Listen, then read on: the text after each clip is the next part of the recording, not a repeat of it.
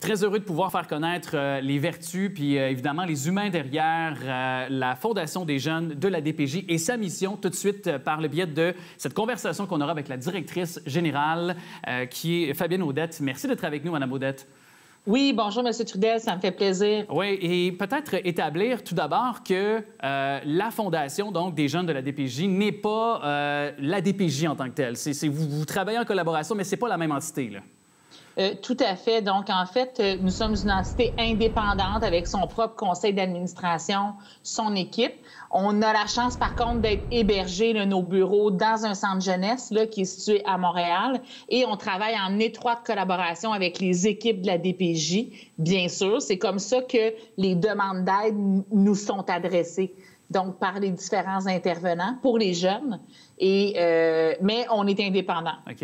Et comment on intervient? C'est-à-dire que comment la collaboration s'effectue dans le quotidien pour que les jeunes puissent connecter avec votre fondation là, du côté là, de chez vous, Fondation des jeunes de l'EPJ? Alors, bien voilà, on a 6 grands programmes. On soutient présentement de façon majoritaire les 5000 jeunes qui sont pris en charge par la DPJ sur le territoire de Montréal et les familles aussi. Parce que sur les 5000, il y en a quand même entre 50 et 60 % qui sont encore avec leur famille et pour lesquels parfois, notre aide va permettre de prévenir un placement éventuellement. Et ça, on cherche vraiment à prévenir les placements. On soutient les jeunes de 0 à 25 ans. À partir de 18 ans, ils sont plus pris en charge par la DPJ, mais on les soutient quand même pour faciliter leur transition vers la vie adulte de différentes façons. Je pourrais vous en parler tantôt, là, un peu plus tard. Mais les demandes sont vraiment adressées par les intervenants qui suivent ces jeunes-là. Et depuis quelques mois, on a aussi étendu notre aide au-delà de Montréal.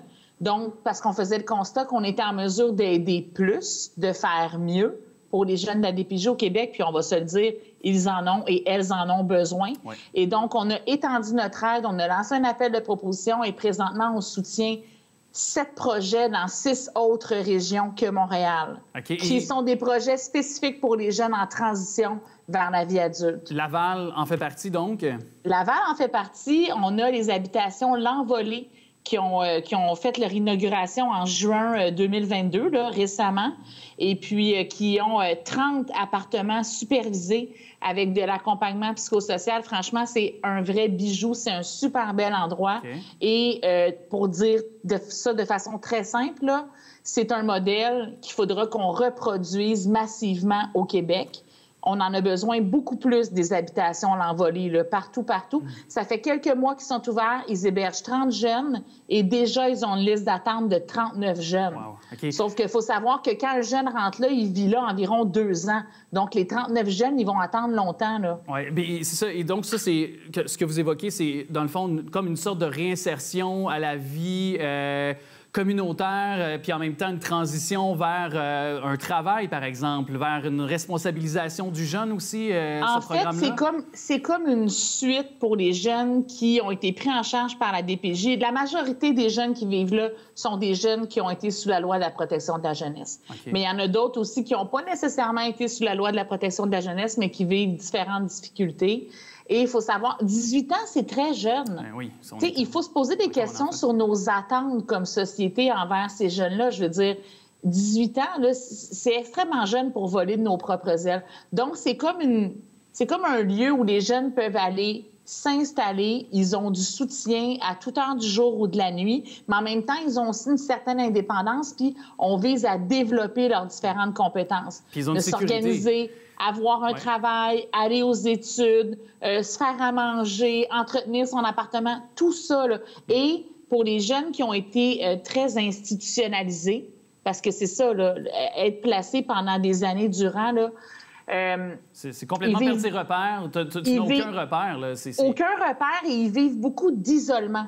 Donc, de pouvoir être quand même avec d'autres jeunes qui vivent, tu sais, pas trop loin, l'appartement à côté, des intervenants disponibles, c'est vraiment essentiel. Ouais. Et les cas de vos interventions de la Fondation des jeunes de la DPJ, parce que là, on parle de réalité, de les champs d'action que vous pouvez intervenir, dont celui concret, celui à Laval, mais il y a des cas de gens qui sont passés, des jeunes qui sont passés par la Fondation et qui sont de retour, je vais le dire, dans une vie un peu plus normale, je vais dire entre guillemets, mais il y a des cas de réussite. Là. Je voyais une jeune Claudia qui a vécu des abus physiques et finalement, elle a été accompagnée d'un chien de soutien de la Fondation. Il y a plusieurs bienfaits et qui se perpétuent dans les années grâce à votre intervention pour leurs jeunes. Alors, je vais vous donner quelques exemples de ce qu'on permet. Dans le fond, les jeunes qui sont pris en charge par la DPJ, ils ont tous, je ne veux pas trop vous perdre dans notre jargon, mais ils ont un panier de services, c'est-à-dire un montant d'argent qui est dédié par l'État pour chacun des jeunes. Vous me suivez? Oui. Mais ce panier de services-là, là, on atteint rapidement le maximum, vous me suivez? Oui. Que ce soit pour l'habillement, pour les différents soins, pour les activités. Bon. Alors, nous, on est interpellés pour aller plus loin, pour aller au-delà. Donc, un jeune qui veut qui veut participer à une activité de soccer, on va l'inscrire au soccer, ça va développer son estime de lui-même, il va développer un nouveau réseau, il va se trouver bon dans quelque chose, des camps de jour spécialisés, des bourses d'études postsecondaires. On a du soutien pour les jeunes mamans. On a du soutien, comme je vous disais, pour les familles dont les enfants sont encore avec eux, OK? Et qu'on souhaite éviter des placements. Ça va être toutes sortes d'affaires. Là. Vous savez, des fois, les travailleurs sociaux débarquent dans une famille puis ils font différents constats. Les gens veulent apporter des changements à leur situation, sont investis dans un plan d'intervention, mais il manque de moyens. Un papa qui nous écrivait des remerciements parce qu'il n'est pas en mesure de faire des cadeaux à ses enfants, on l'a aidé. Oui. Et c'est toutes sortes de choses. Le temps file, mais je veux quand même qu'on indique aux gens qui se sentent interpellés par ce qu'on vient de jaser ensemble, Mme Audette, de quelle façon le citoyen peut intervenir et il peut contribuer financièrement de quelconque façon? Bien voilà, hein, parce que dans le fond, ce qu'on dit, c'est on invite les gens à se mobiliser, à créer un grand cercle de bienveillance autour de nos jeunes au Québec. C'est une responsabilité collective qu'on a, ces jeunes-là. Ils sont 40 000. C'est pas tout le monde qui peut être famille d'accueil, malheureusement, hein, parce que ça en prendrait plus, là, ou bénévole. Donc, nous, c'est là qu'on intervient puis qu'on dit, bien, vous pouvez faire des dons. Et il n'y a pas de petits dons. Nous prenons tous les dons et tous les dons sont utiles et servent à aider nos jeunes tout au long de l'année. Alors, Fondation Jeunes au pluriel DPJ, fondationdjeunedpj.ca. Bien, tout est là, d'ailleurs, au bas de l'écran. Madame Fabienne Audette, directrice générale de la Fondation des jeunes de la DPJ. Merci d'être passée nous en parler. C'est tellement nécessaire. Puis vous faites œuvre utile, c'est le cas de le dire, chez notre nouvelle génération, chez une multitude de jeunes. Alors, merci beaucoup. Merci de l'intérêt pour la cause. Bonne journée. Bonne journée.